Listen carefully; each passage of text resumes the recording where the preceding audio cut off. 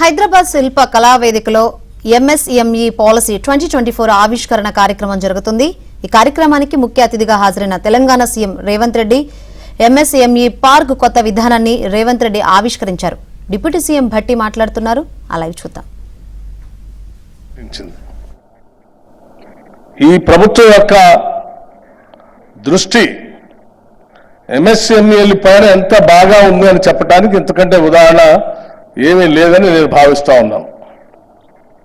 నేను ఈ మధ్యకాలం మా ప్రభుత్వం ఏర్పడిన దగ్గర నుంచి నేను ప్రత్యేకంగా దృష్టి సారిస్తూ ఉన్నాను కూడా. మా ముఖ్యమంత్రి గారు రేవంత్ రెడ్డి గారు, పరిశ్రమల శాఖ మంత్రి గారు, పరిశ్రమలకు సంబంధించిన ఇతర ఉన్నతాధికారులు వెంటబెట్టుకొని వారు దావోస్ వెళ్ళారు. ఆ తర్వాత అమెరికా వెళ్ళారు. ఆ తర్వాత కొరియా కూడా వెళ్ళారు. దావోస్ వెళ్ళినప్పుడేమో దాదాపు ఒక 45 నుంచి 50 వేల కోట్ల దాకా పెద్ద పెద్ద పరిశ్రమలు ఈ రాష్ట్రంలో పెట్టడానికి కావాల్సిన ఎంఓయూలు చేసుకొని వచ్చారు. అమెరికా వెళ్ళి కొరియా వెళ్ళి దాదాపు ఒక 36 వేల కోట్ల రూపాయలకు సంబంధించిన ఎంఓయూలు చేసుకుని వచ్చారు.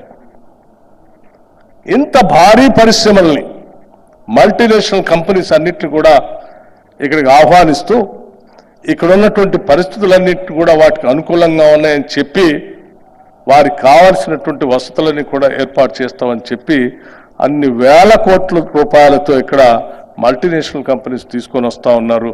మరి ఎంఎస్ఎంఈల సంగతి ఏంటి అని నేను ఆలోచన చేస్తూ ఉన్నాను.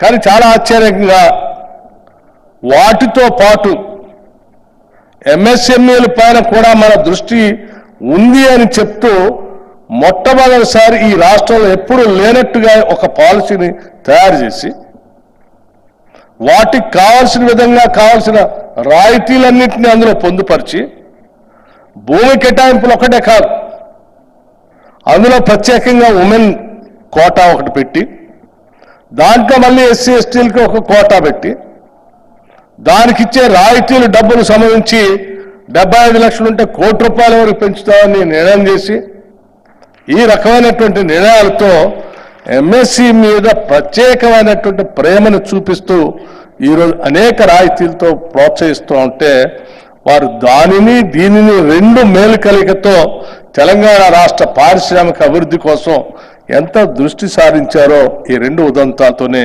మనకు చాలా స్పష్టంగా అర్థమవుతాం.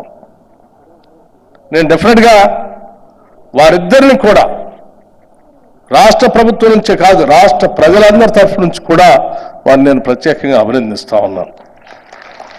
అట్లాగే ఇన్ని పెద్ద ఎత్తున ఎంఎస్ఎంఈలు ఈ రాష్ట్రానికి రావటానికి తెలంగాణ రాష్ట్రం అంటే ముఖ్యంగా హైదరాబాద్ నగరం చుట్టూ